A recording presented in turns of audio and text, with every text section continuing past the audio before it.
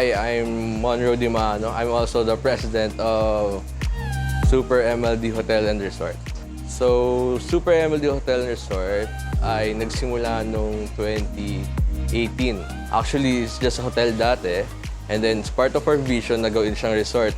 Then, we transferred here in San Carlos. And ginawa namin yung mga villas, cabanas. And we also made the pool inside. Then, there's also mga jacuzzis.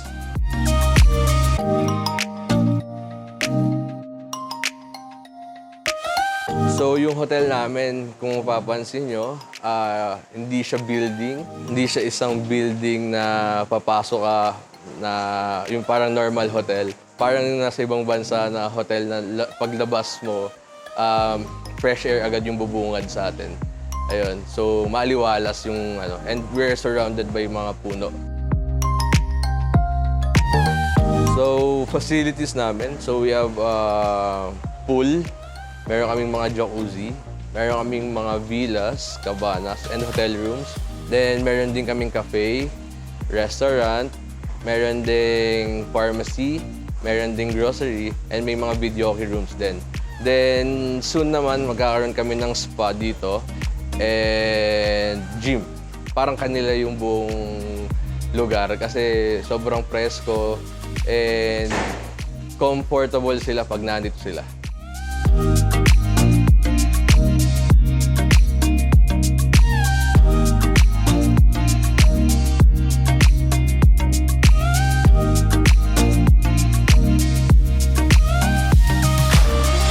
Part ng goals namin is ma-expand din to and matapos namin yung mga facilities in the next years pa.